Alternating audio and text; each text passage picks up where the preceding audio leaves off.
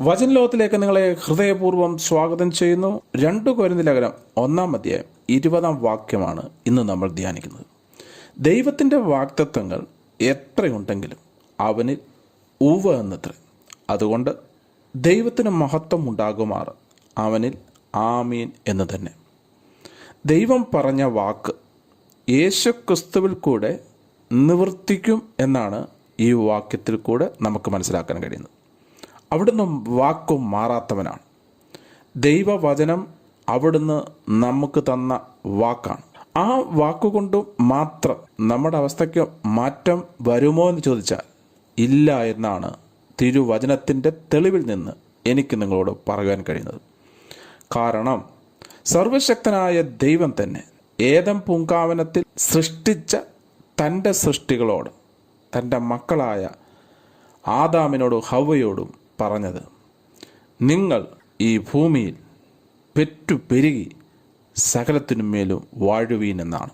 ദൈവം കൊടുത്ത അനുഗ്രഹങ്ങളിൽ വാഴുവാൻ, ദൈവം കൊടുത്ത അധികാരത്തിൽ വാഴുവാൻ ദൈവം അവരെ നിയമിച്ചു. അങ്ങനെ തന്നെ പ്രവചിച്ചു. എന്നാൽ അവർ ദൈവ വഴി വിട്ട് സാത്താനെ അനുസരിച്ചപ്പോൾ ദൈവം പ്രവചിച്ച പ്രവചനം പോലും നടപ്പിലാകാതെ പോയി. യിരെമ്യാവിൻ്റെ പുസ്തകം 18-ാം അധ്യായം 1 മുതലുള്ള വാക്യങ്ങൾ വായിക്കുമ്പോൾ ദൈവം അരുളി ചെയ്ത കാര്യം അത് നിവൃത്തിയാകണമെങ്കിൽ നാം ദൈവത്തെ ഹൃദയപൂർവ്വം അനുസരിക്കണം. അനുസരിച്ചില്ലെങ്കിൽ ദൈവം പറഞ്ഞ കാര്യം പോലും നിവൃത്തീകരിക്കപ്പെടത്തില്ല. ദൈവവചനം നമ്മോടുള്ള വാഗ്ദത്തങ്ങളാണ്. ആ വാഗ്ദത്തങ്ങൾ നമുക്ക് ലഭിക്കണമെങ്കിൽ നാം ദൈവവചനത്തെ അനുസരിക്കണം. വിശ്വസിക്കുകയും സ്നാനമേൽക്കുകയും ചെയ്യുന്നവനാണ് രക്ഷിക്കപ്പെടുന്നത്. അല്ലാതെ ഏതൊരു പ്രക്രിയയിൽ കൂടെയും രക്ഷ നടക്കത്തില്ല.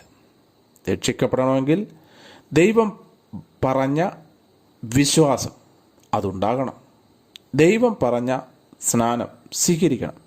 എങ്കിലേ രക്ഷിക്കപ്പെടത്തുള്ളൂ. അതുകൊണ്ടാണ് ഈ വാക്യം നമുക്ക് പൊരുൾ തിരിച്ചു തരുന്നത്. ദൈവം പറഞ്ഞ വാക്കിനെല്ലാം അവിടുന്ന് യേശുക്രിസ്തുവിൽ ഉവ്വ് എന്ന് പറഞ്ഞിരിക്കുന്നു. എന്നാൽ ദൈവത്തിന് മഹത്വം ഉണ്ടാകുവാറ് അവനിൽ ആമീൻ എന്ന് തന്നെ. നാം അതിന് ആമീൻ പറയണം. കൊടുപ്പീൻ എന്നാൽ കിട്ടും, കൊടുത്തില്ലെങ്കിൽ കിട്ടില്ല. വിശ്വസിച്ച് സ്നാനപ്പെട്ട രക്ഷിക്കപ്പെടും. ദൈവത്തെ അനുസരിച്ചാൽ മാനിക്കപ്പെടും. ദൈവത്തെ അനുസരിച്ചില്ലെങ്കിൽ ജഡീയ ഇച്ഛകളിൽ, സ്വന്തം ഇച്ഛകളിൽ, സ്വന്തം താല്പര്യത്തിൽ ജീവിച്ചാൽ ദൈവത്തിൻ്റെ വാഗ്ദത്തങ്ങൾ ഒന്നും തന്നെ പ്രാപിക്കാൻ കഴിയില്ല. ദൈവത്തിൻ്റെ വാഗ്ദത്തങ്ങൾ പ്രാപിക്കണമെങ്കിൽ നാം ദൈവത്തെ അനുസരിക്കണം. അവനിൽ നാം ആമീൻ പറയണം. അവിടുന്ന് എന്ത് നമ്മോട് പറഞ്ഞിരിക്കുന്നോ അതിന് ഞാനും നിങ്ങളും ആമീൻ പറഞ്ഞാൽ അവിടുത്തെ വാഗ്ദത്തങ്ങളെല്ലാം അവിടുന്ന് നമ്മിൽ നിവർത്തിച്ചു തരും. ഇന്ന് ഈ ദിവസം നിങ്ങൾ ദൈവവചനത്തിന് ആമീൻ പറഞ്ഞാട്ടെ. അവിടുന്ന് പറഞ്ഞ വാക്കിന് ആമീൻ പറഞ്ഞാട്ടെ. കേവലം ആമീൻ പറയുക, വാക്കുകൊണ്ട് പറയുക എന്നല്ല. ദൈവത്തെ അനുസരിക്കുന്നവർക്ക് അവിടുത്തെ വാഗ്ദത്തങ്ങൾ നിവർത്തിച്ചു തരിക തന്നെ ചെയ്യും.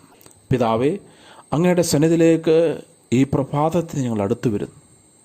അങ്ങ് ഞങ്ങളോട് പറഞ്ഞ വാഗ്ദത്തത്തിനല്ല, അങ്ങ് ഉവ്വ് എന്ന് തന്നെയാണല്ലോ അന്നും ഇന്നും എല്ലായ്പ്പോഴും പറയുന്നത്. എന്നാൽ ആ വാഗ്ദത്തങ്ങൾ ഞങ്ങൾക്ക് പ്രാപിക്കാൻ കഴിയാത്തത് ഞങ്ങൾ അങ്ങയെ അനുസരിക്കാത്തത് കൊണ്ടും അങ്ങയുടെ വചനമനുസരിക്കാത്തത് കൊണ്ടുമാണല്ലോ. ഈ സത്യം ഈ വചനത്തിൽ കൂടെ ഞങ്ങൾ മനസ്സിലാക്കിയിരിക്കുമ്പോൾ ഞങ്ങൾ പൂർണ്ണ ഹൃദയത്തോടെ അങ്ങേ അനുസരിപ്പാൻ അങ്ങ് സഹായിച്ചാട്ടെ. അങ്ങയുടെ വചനമനുസരിച്ച് അങ്ങയുടെ വാഗ്ദത്തത്തിന് ആമീൻ പറഞ്ഞത് സ്വീകരിപ്പാൻ അങ്ങ് സഹായിച്ചാട്ടെ. ഇന്നെന്നെ കേൾക്കുന്ന എല്ലാവർക്കും രോഗസൗഖ്യം, വിടുതൽ, നന്മ, അനുഗ്രഹം, പരിശുദ്ധാത്മാവിൻ്റെ നിറവ്, ജയജീവിതം ഉണ്ടാകുമാറാകട്ടെ. യേശുവിൻ പരിശുദ്ധ നാമത്തിൽ ആമേൻ.